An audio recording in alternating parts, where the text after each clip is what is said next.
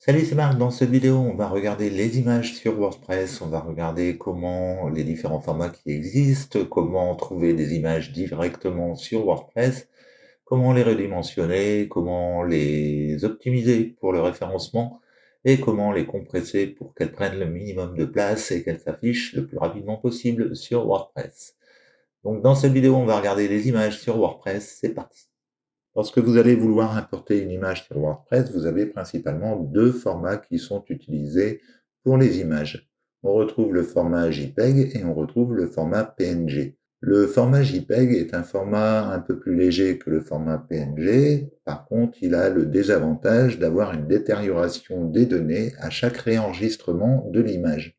On estime environ à 5 fois le nombre maximum de fois que l'on peut enregistrer l'image avant qu'il y ait une détérioration trop importante de l'image pour pouvoir l'utiliser. À côté de ça, on a les images PNG qui sont des images un peu plus lourdes.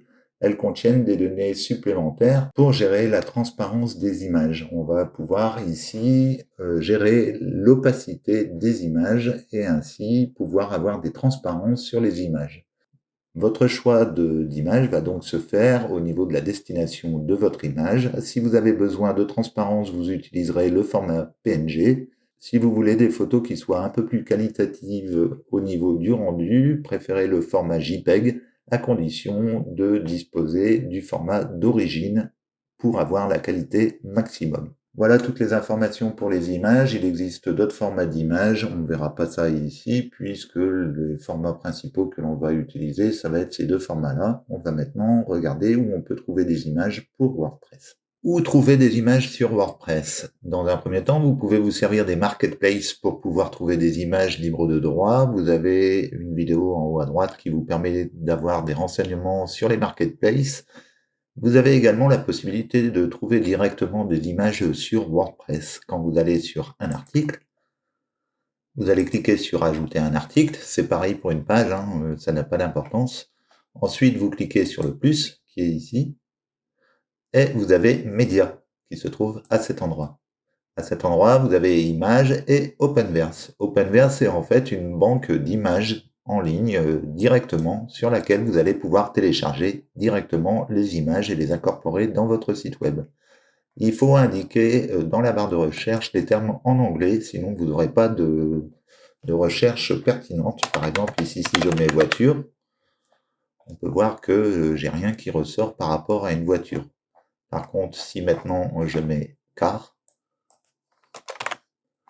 à ce moment-là, j'ai bien des voitures qui apparaissent. Donc, pensez à mettre des mots en anglais. Si vous ne savez pas parler anglais, vous pouvez vous servir de DeepL, mettre votre terme en français, et puis ça sera traduit directement en anglais. Vous faites un copier-coller, et vous aurez le terme exact pour la recherche de vos images. Donc, vous pouvez y aller, il y a vraiment du choix au niveau de la banque d'images.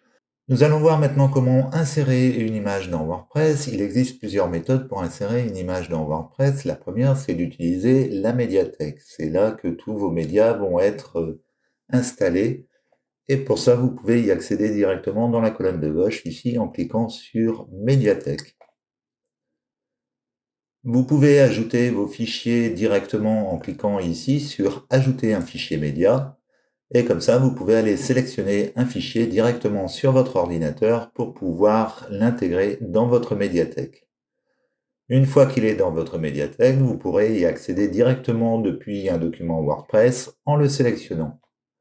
Autre solution, vous pouvez directement incorporer une image lorsque vous êtes dans un document. Pour ça, par exemple, on va aller sur un article, on va ajouter un article, et à cet endroit, vous allez sélectionner une ligne, vous mettez un slash et vous mettez un i, ce qui vous permet d'accéder directement à l'élément image. À partir de cet élément image, vous allez pouvoir soit téléverser une nouvelle image, c'est-à-dire aller sélectionner directement une image sur votre ordinateur, ou alors vous allez pouvoir choisir une image qui a déjà été téléversée et qui est disponible dans votre médiathèque. Dernière solution, vous pouvez intégrer une image à partir d'une URL, chose que je vous déconseille puisque vous dépendez en fait du temps de chargement de l'image distante. Donc, sauf si vous utilisez un CDN, À ce moment-là, il ne faut pas utiliser cet élément-là pour insérer à partir d'une URL. Pour ajouter une image dans la médiathèque, vous pouvez donc cliquer ici sur médiathèque directement et à cet endroit, vous pourrez sélectionner votre image ou aller cliquer ici sur téléverser des images pour aller sélectionner une nouvelle image. Une fois que vous avez sélectionné votre image, il vous suffit de cliquer sur sélectionner et votre image est incorporée au document. Autre solution, vous pouvez directement ajouter une image depuis l'Openverse de WordPress. Vous pouvez cliquer sur le plus et aller ici dans les médias et ensuite vous allez sur Openverse, vous choisissez une image et vous pouvez la sélectionner directement pour qu'elle s'affiche dans votre document. Dernière solution que vous avez, c'est d'aller sur une ligne ici et vous allez cliquer sur le plus qui se situe en haut qui va vous permettre d'avoir accès aux différents blocs de Gutenberg. Et à cet endroit, vous allez pouvoir également sélectionner le bloc image pour pouvoir incorporer une image dans votre document WordPress. On va voir maintenant comment ajuster les tailles des images sur WordPress. Lorsque vous avez intégré une image, vous avez plusieurs façons de la redimensionner. Vous pouvez la sélectionner directement et utiliser les curseurs pour lui donner une taille différente par rapport à l'affichage que vous avez. Vous pouvez remarquer que les proportions sont gardées et vous avez également la possibilité de changer ces proportions en allant sur la colonne de droite et en choisissant une proportion particulière. Par exemple, ici, je peux le mettre en format carré, je peux le mettre en format standard, en 16/9. Donc vous pouvez sélectionner votre taille d'image directement ici par des formats ou alors vous pouvez attribuer directement des dimensions à votre image en indiquant la largeur et la hauteur. Je pourrais mettre ici 300 pixels et à ce moment-là, la hauteur va s'ajuster automatiquement pour garder les proportions de l'image. Vous pouvez ensuite sélectionner la résolution de cette image. Si une image est toute petite comme ça, vous n'avez peut-être pas besoin d'avoir une image en taille originale. Vous pouvez sélectionner la miniature. Il faut savoir que quand vous enregistrez une image sur WordPress, plusieurs copies sont faites dans différents formats afin d'optimiser l'affichage des images sur WordPress. On va voir également, le conseil que je vous donne, c'est de construire votre site dans un premier temps avec la taille des images originales, c'est-à-dire ne pas vous fier à la taille, à l'optimisation de la taille des images. Vous le ferez une fois que votre site sera terminé. Quand votre site est terminé, imaginons qu'ici je prenne le cheval. Le cheval, je vais redimensionner l'image comme ceci et je vais centrer l'image. Une fois que votre site est terminé, vous enregistrez donc votre page, vous allez afficher la page et lorsque vous serez sur votre page, vous faites un clic droit et vous faites inspecter. Vous allez ouvrir en fait l'inspecteur de navigateur de votre site internet. Ici, si vous n'avez pas d'éléments qui apparaissent en surbrillance sur votre écran, vous cliquez sur le petit écran avec une flèche ici, ce qui vous permet de sélectionner les différents éléments. Donc le but ici, ça va être de récupérer la taille de l'image afin de redimensionner l'image au format qui est affiché à l'écran. Pour ça, on survole l'image. On voit qu'ici, c'est un format de 483 par 322. On va simplement modifier l'article. Donc évidemment, vous faites ça sur toutes vos images. Vous ouvrez deux fenêtres pour accéder aux tailles. Vous pouvez sélectionner votre image. Vous cliquez sur Remplacer. On fait ouvrir dans la médiathèque, vous sélectionnez votre image qui est ici et vous allez aller sur modifier l'image. À cet endroit, on va mettre donc une taille simplement puisque de toute façon ça va être redimensionné automatiquement. Mais pour ça, il faut cliquer d'abord ici sur appliquer ici. Et ici, on va mettre donc 322 et on va appliquer. Donc l'avantage de faire ça, c'est que l'image va être réenregistrée sur WordPress, c'est-à-dire que vous aurez vraiment une image qui sera à la bonne taille et non pas une image qui sera à peu près à la même taille. Pour vérifier ça, il suffit de retourner sur la médiathèque. Ici, je vais fermer, donc je vais revenir sur la médiathèque, pardon. Ici. Je sélectionne mon image et on peut voir que maintenant la taille de l'image est bien de 483 par 322. C'est de cette manière que vous aurez les dimensions optimales pour l'affichage de votre site internet. Une fois que vous avez redimensionné les images, il va falloir optimiser les images pour le référencement. Nous voici sur une image, donc j'ai choisi de reprendre le cheval. On va retrouver ici différentes informations que l'on va devoir optimiser pour être mieux référencé sur les moteurs de recherche au niveau de la pertinence de notre image. On a évidemment comme optique d'être optimisé sur les moteurs de recherche, mais également d'être compris par le maximum de personnes. Il faut savoir que le texte alternatif est utilisé pour les personnes non-voyantes ou malvoyantes qui utilisent un appareil de lecture. À ce moment-là, c'est une machine qui va lire le texte alternatif ainsi que tout le contenu, c'est-à-dire la légende également. De cette manière, Google recommande d'avoir un texte qui soit différent pour la légende et également pour le texte alternatif. Mettez-vous à la place d'une personne non-voyante. Si à chaque coup on vous répète la même chose, au bout d'un moment, vous en avez marre. Donc, pour que votre article soit agréable, pensez à mettre un texte alternatif qui soit différent de la légende afin d'être plus percutant pour le maximum de vos lecteurs. Ce texte alternatif, le titre, la légende et la description doivent comporter des mots-clés qui vont permettre à votre image de ressortir sur les moteurs de recherche tels que Google Images, surtout grâce à la description pour Google Images, et également que ce soit pertinent par rapport à votre article. Si l'image que vous mettez est purement décoratif, imaginons que c'est une icône que vous avez ajoutée pour expliquer un service, l'icône n'a pas besoin de texte alternatif pour être lu par la machine de la personne qui est malvoyante.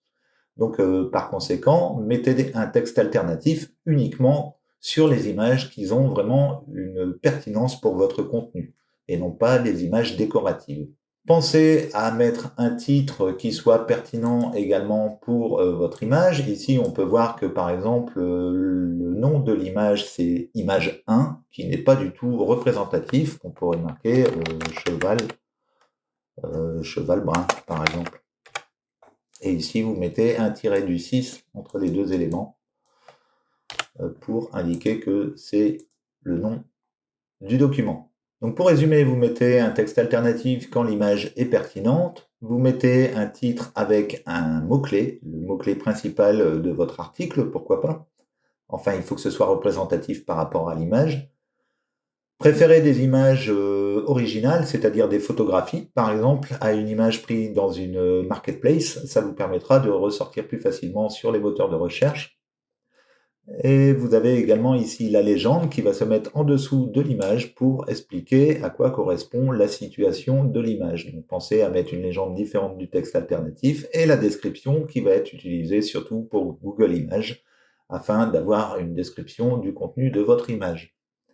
Vous avez ensuite l'URL du fichier. Vous pouvez très bien copier cette URL pour faire un lien vers une image. Si vous reprenez cette URL, que je vais dans un nouvel onglet, que je me mets dans la barre d'adresse ici, je vais accéder directement à mon image. Donc vous pourrez comme ça donner des images, par exemple, par l'intermédiaire d'un lien sur WordPress. La dernière étape pour l'affichage de vos images consiste à les compresser afin qu'elles utilisent le moins d'espace possible et qu'elles s'affichent le plus rapidement possible sur votre site internet. Donc utilisez un logiciel de cache pour optimiser l'affichage de vos pages et utilisez un logiciel de compression qui va vous permettre de réduire la taille des images. Pour ça, vous allez dans Extensions et ici, vous cliquez sur Ajouter une extension et dans la barre de recherche, vous marquez EWWW. EWWW est une extension WordPress qui permet de compresser les images JPEG ou PNG au format WebP. Donc le format WebP est le format le plus optimisé à l'heure actuelle pour l'affichage des images sur WordPress. On va activer ici. Et une fois qu'il est activé, on va le retrouver dans la liste des éléments. Ici, on va cliquer sur Réglages. Ici, on va cliquer sur Je sais ce que je fais, laissez-moi tranquille. Vous cliquez ensuite sur chargement différé. Vous cliquez ensuite sur conversion en WebP. Et une fois que vous avez cliqué sur conversion en WebP, vous cliquez sur insérer des règles de réécriture.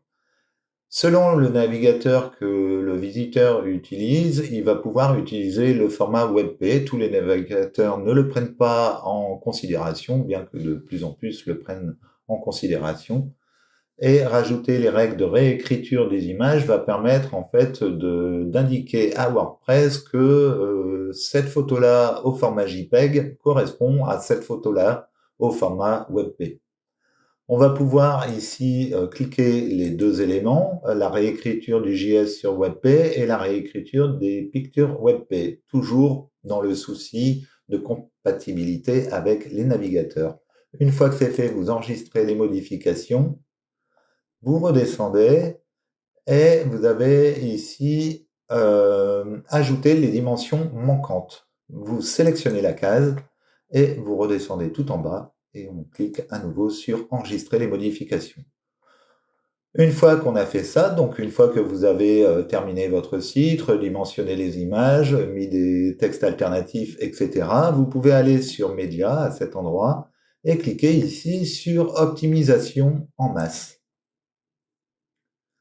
À cet endroit, vous allez pouvoir cliquer sur Analyse d'images non optimisées. Donc, vous pourrez le faire de temps en temps quand vous venez de rajouter pas mal d'images. Vous pourrez le faire directement. Vous cliquez dessus et il va en fait scanner l'ensemble de votre médiathèque pour compresser chaque image. Là, je vais vous passer quand même cette étape puisqu'il y a 360 images. Mais ensuite, il suffit de cliquer sur Optimiser les 360 images. Et ici, il va donc tout vous optimiser vos images. Vous pouvez voir taille réduite de 43%, de 52%, etc. Donc vous allez pouvoir comme ça optimiser le poids de vos images. Une fois que vous aurez fait toutes les étapes dans cette vidéo, vous aurez des images au poil pour votre site internet. Voilà, j'espère que cette vidéo vous aura plu, qu'elle vous aura aidé à comprendre un peu mieux les images sur WordPress. Si vous avez aimé, n'hésitez pas à liker, à commenter et à partager. N'hésitez pas non plus à aller dans la description pour retrouver tous les liens utiles pour vos projets web. Je vous remercie d'avoir suivi cette vidéo. Je vous souhaite une bonne journée et je vous dis à bientôt pour une prochaine vidéo. Ciao, ciao.